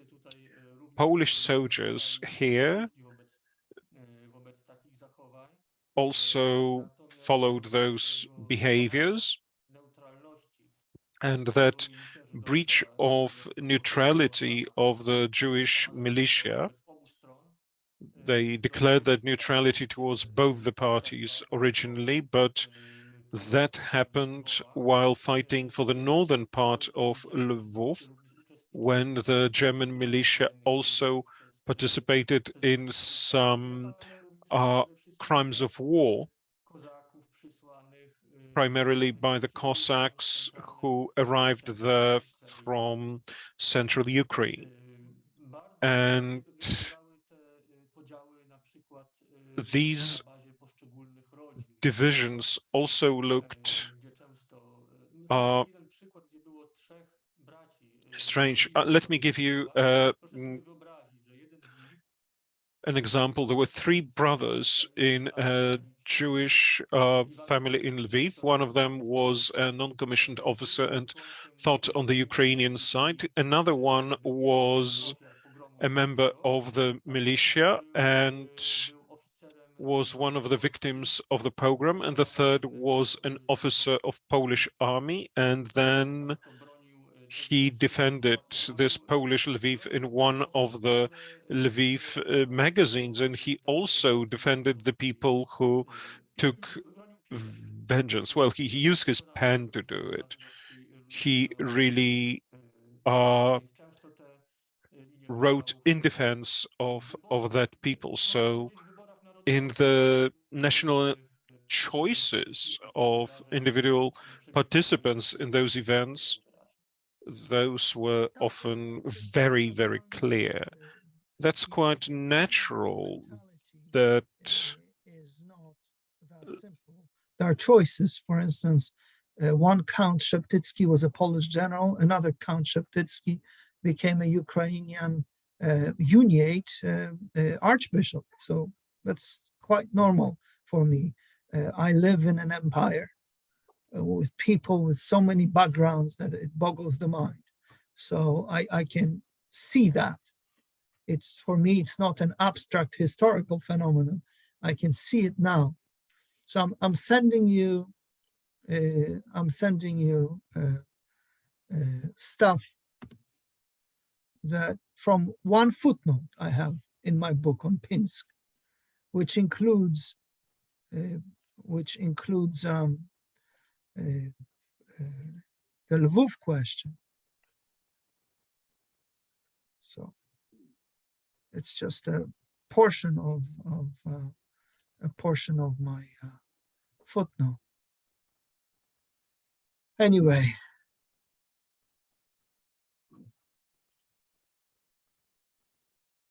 it's a very, I mean, Poland per se and Polish history don't function in the United States, almost don't function as a sui generis phenomenon.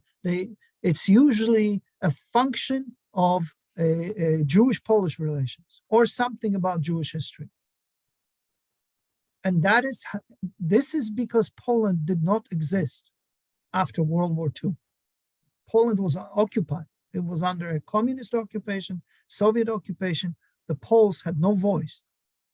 So I am so glad that your books came out in English, because there's at least something to point at.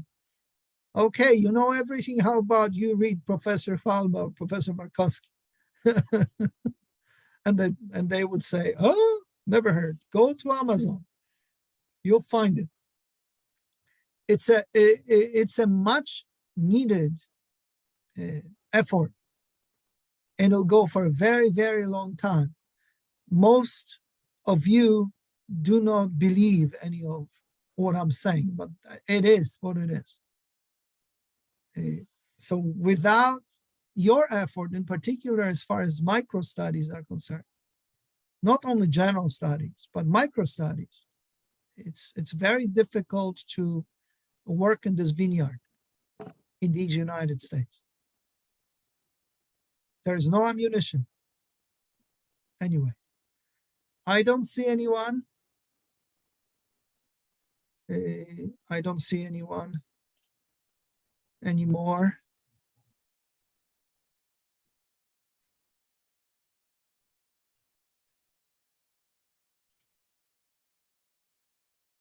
But if anybody has any questions, please let me know. Yeah, I have a follow-up question, if I Go may. ahead. Yeah, can you comment or give your expert opinion on Yevsektia, these communist? Oh yes, Yeah. Yevsektia, Yes. not just Yevsektia, but Yevsektia. Well, it's complicated because when Lenin needed, he wanted to split the Jewish revolutionary movement, because most Jewish parties did not want to be absorbed by the Bolsheviks. They could support a revolution, even the revolutionary parties, but they didn't envision being sucked in by the Bolsheviks. So Yevsektia was an attempt, and it, in various places, it encompassed various people, because we shouldn't just be talking about Moscow. The Yevsektia appeared almost everywhere as a Bolshevik way to control Yiddish Gas, Jewish street. Do you see what I mean? And so long as there was civil war, so long as there was revolution, there was some room for maneuver.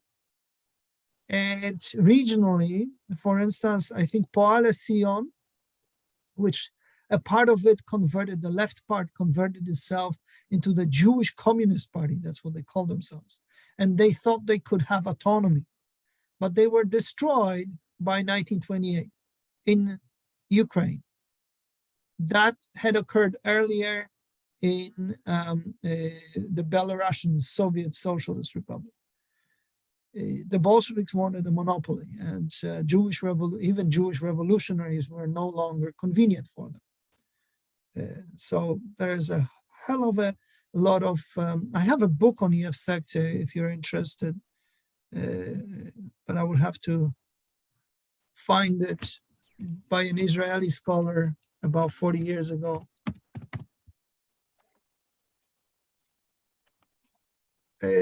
By the way, Walter Laqueur wrote that in Palestine, not yet Israel, in the 20s, the term Yefsek or fractionnaire, denoting Jewish communists, was always pronounced in such a way as to convey loathing and nausea. For these were not just renegades, but moral degenerates, the scum of the earth, who abandoned Zionism. Beryl Katznelson, one of the leftist Zionist leaders, socialist Zionist leaders, specialized. And here's a quote: "Nothing would anger and depress Beryl Katznelson more than young Jews whoring after false gods, fighting the revolutionary struggle of all peoples but their own." That's Walter Laqueur, A History of Zionism, page 312. Yeah. How about that book of Israeli scholar you Well, I mentioned? have to look for it, so you have to be patient. Let me see. You can go on with our other stuff.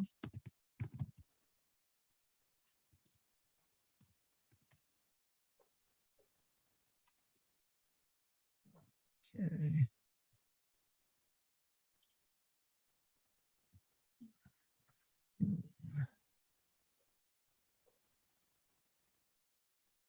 So, I will find it. It's not Zvi Gittelman, but anyway, I have to look for it.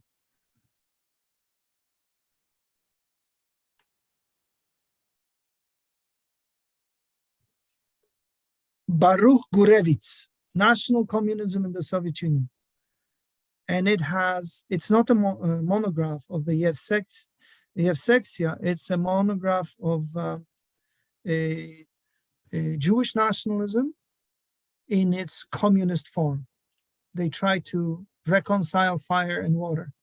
It didn't work out. Most of them were murdered, of course. So this is Baruch Gurevitz, National Communism in the Soviet Union. It's over 40 years old. Published by University of Publikowana przez Uniwersytet w Pittsburghu, Centrum Badań Międzynarodowych. Jest to niewielka książka, ale dość dobra.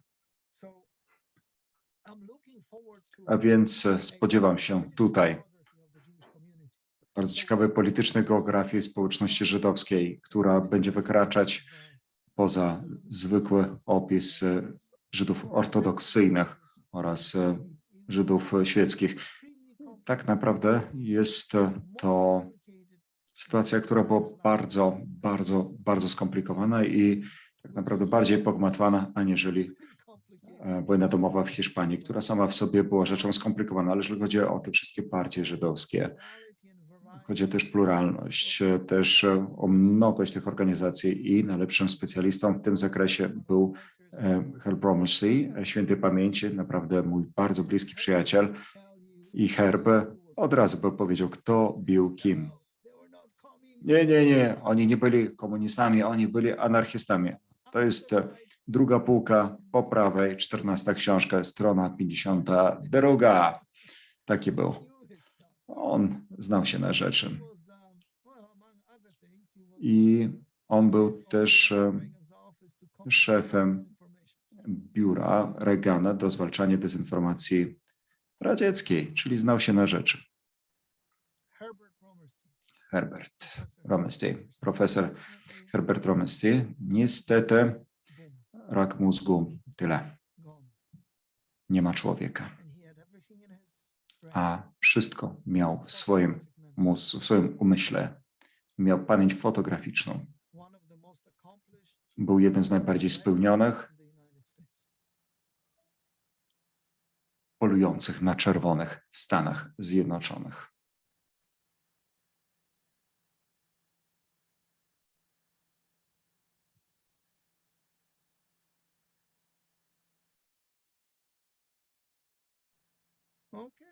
No cóż.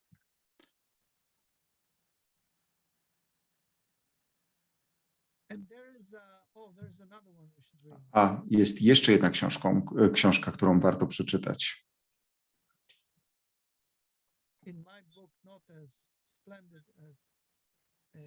Być może nie jest tak dobra książka jak Grywice Cwigi-Telman napisał na temat sekcji. Cwigi-Telman, czyli Jewish Policy and Soviet Politics. Sekcja żydowska Partii Komunistycznej 1917-1930.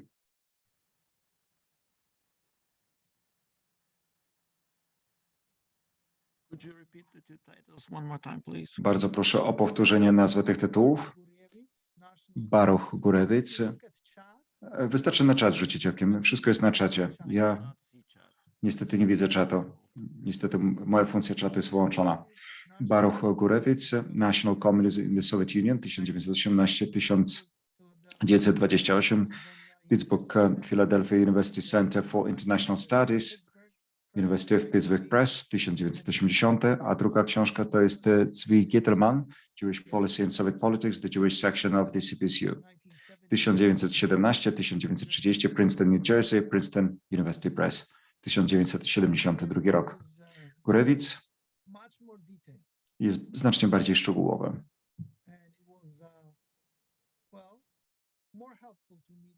I był bardziej pomocny aniżeli Gittelman, chociaż Gittelman też był całkiem dobry. Tego wszyscy potrzebujemy. Żeby nie było tak, Ukraińcy potrzebują na przykład badań Petlury i znać historię każdego możliwego pułku. Albo profesor Pipes, przynajmniej chociaż profesora Pipesa nie ma, on wiedział, kim kto był. Już nie damy rady go zapytać nawet. Proszę pamiętać, że wolność w Międzymorzu panuje od niedawna. W związku z tym mamy dość sporo pracy do wykonania. I tutaj naprawdę bardzo dziękuję panu profesorowi Chwalbie, panu profesorowi Markowskiemu za to, że im zależy na tym. Ponieważ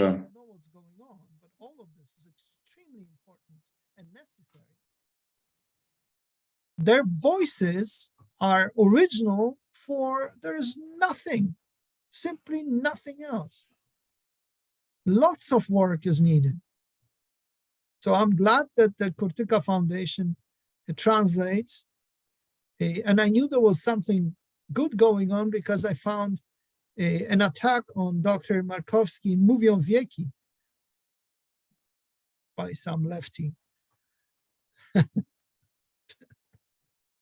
So I knew the book must be good. And my family liked it, and both my foster parents were born in Lvov. So my foster mother is still alive in California, so she loves stuff like that. Anyway, too late for most, but it's great for me.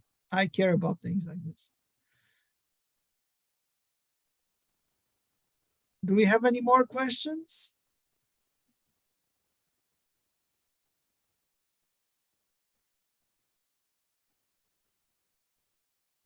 Okay, so Professor Markowski, who gets credit for relieving Lvov? because we know Brigadier Mączyński kicked some major butt, and he was an endek. So there are partisan quarrels. Who gets credit for relieving Lwów? Lwów na pewno dostałby się w ręce Well, armii. Lwów would have been taken by the Ukrainian army in its entirety, but for the fact that in the first hours after the Ukrainian coup, some few beleaguered and conflicting Polish organizations, underground organizations, started their struggle, but that would not be enough. But in fact, then they were replenished with the volunteers from the streets.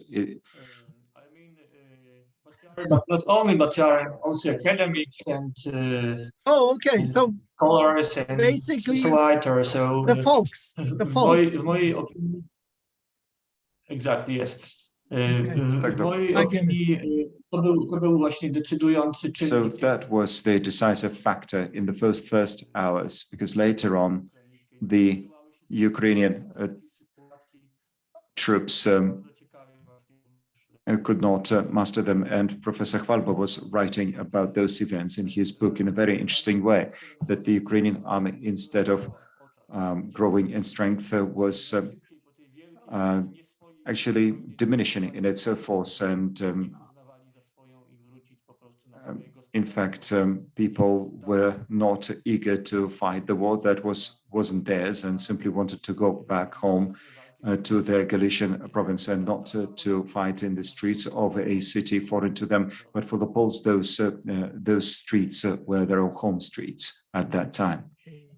I'd like to ask Professor Chwalba, if he's still with us. Oczywiście. Of course I am.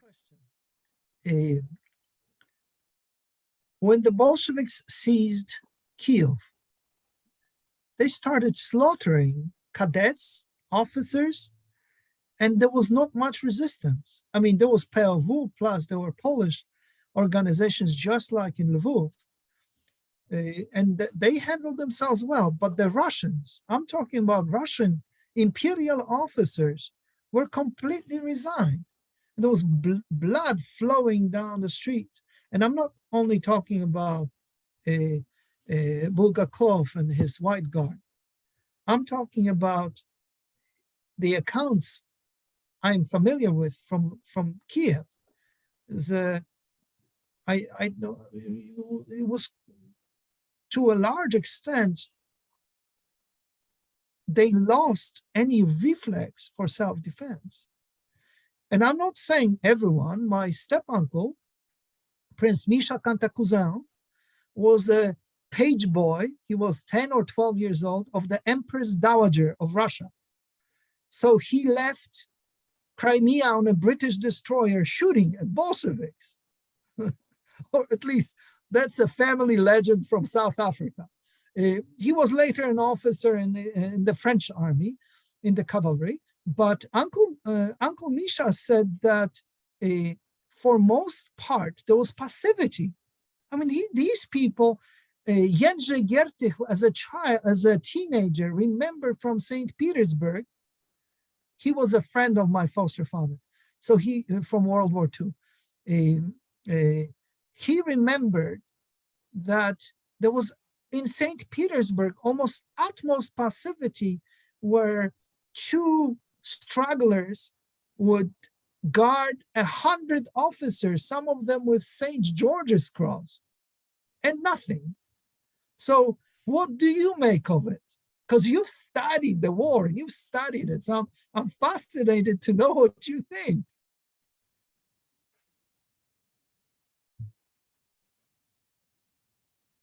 Can you tell me, please? Zgoda. No, Yes, nie, I agree. But why? tylko się mogę przyłączyć, zgodzić. Well, I just can agree with that, but that is a psychological matter,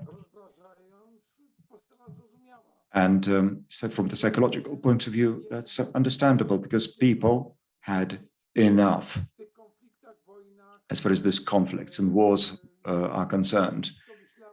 Some people were simply thinking how making both ends meet. And as far as the country folk are concerned, yes, they were plundering because they had to live off something. And any soldier for a peasant was an enemy because soldiers were taking things away because they also needed things. So all they thinking about was survival. As far as Kiev is concerned, well, Ukrainians had problems with Kiev because Kiev, ethnically speaking, was different from today's Kiev. Ethnically speaking, Kiev was a Russian city then. And from the point of view of the ethnic composition and from the religious point of view, the second largest community on par were Jews and the Poles. And in 1918, the number of Poles was around 15%, because those were the refugees from the Kingdom of Poland and from their lands taken away. But in fact, Ukrainians were the fourth largest community, which means that the Ukrainian countryside, where the national processes were just fledgling. But in the case of Kiev, that was the stronghold for the White Army, but also for the Reds. And hence Petlura was actually thrown out of Kiev. Exactly. Just complete chaos. My great-grandmother's family had an estate called Biała Cerkiew. So the stories. No to piękne towarzystwie obok Branicki. Next to the Branicki's family, beautiful story. Her grandmother. But what I'm saying is complete chaos. Complete chaos. And somehow, and I don't want to keep flattering the Poles, but somehow this was one of the very few active elements who dreamt about the old Commonwealth, and they would be disheartened that the Polish army wasn't fast enough in arriving. But White Russians simply gave up. And don't take me wrong, I have friends, step family, who are White Russians. So they're related to the Wrangels, and the Wrangels were also related to Polish ziemiaństwo, landed nobility. For instance, the Młyński family from Volhynia. Emanuel Młyński's mother was a Wrangel. So it's just incomprehensible to me how I would stop fighting to be alive, because that's what it was all about. And I know that the Ukrainian people and Kievians simply gave up and they became indifferent. But officers and cadet officers simply going to the slaughter. And this was not the Katyn situation. They were not as closely guarded and supervised like in Katyn. In Katyn, it was a professional slaughterhouse. This here was only the beginning. I heard stories from Odessa, from świętej pamięci mecenas Jerzy Przyłódzki, who was an Odessa Pole. The Kaczynski families from Odessa, did you know that? I am not kidding. I don't think Pan Jarek knows much, but I promise you they are from Odessa. So perhaps there should be a case study of Odessa too. Anyway, all right. It's 10 p.m. in Poland. It's 4:16 in the United States. I'm sorry to have overstayed my welcome. Bardzo dziękuję. It's always fun. It's all very fascinating to me. I hope we can accomplish a nexus so your knowledge comes here. it'll be very much easier if it's in English for me, because then I won't look like a freak. Nie będę wyglądać jak wariatuncio, kiedy mówię takie rzeczy, z którymi się panowie nie dość, że zgadzacie, ale myślicie, że to jest normalne. I won't look like a freak when I say those things, and So it has to be in English.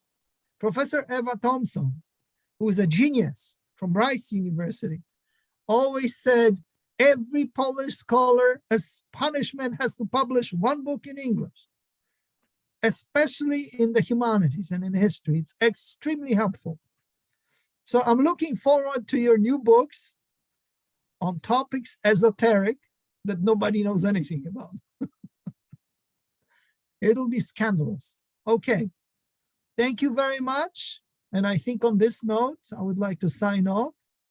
And well, you don't observe, but we do observe Thanksgiving. It's on Thursday. So happy Thanksgiving to those of you who observe Thanksgiving. And I'll talk to you later. Bye-bye. Dziękujemy. Dziękujemy, papa. Bardzo dziękujemy Do wszystkim zobaczenia. dzisiejszym. thank you very much. We'd like to thank all the members of the panel. Thank you for the lectures. Thank you for the discussion. I would also like to thank the host of it, especially two people of the Victims of Communism Memorial Foundation, Ms. Milda Boyce and Mr. Pope. Thank you very much for this cooperation and for preparation of the meeting today. Również dziękujemy. Ja osobiście. Ambassador Andrew Bremberg and Ambassador Aldona Bosch. They get the credit because they always enjoy things Polish. You should come back to the museum, you'll see. Dobrze, bardzo dziękujemy. Great. Thank you very much for these extra words for the close. What Professor Chodakiewicz mentioned, namely the fact that translation is important, that it is important to have works of Polish historians translated.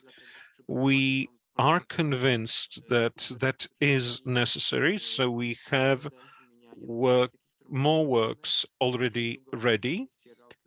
Soon Routledge will publish a book by Professor Nowak, Forgotten Appeasement. Please follow our website. We will definitely discuss all the novelties there and the following meetings, promotional meetings.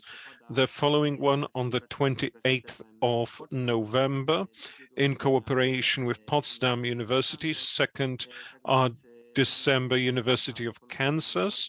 So we have a very dynamic end of the year for you. And closing this meeting, let me please once again thank you for your attention, and I hope we will see one another either in the virtual reality or perhaps soon during the following meetings. Thank you very much, ladies and gentlemen. Goodbye.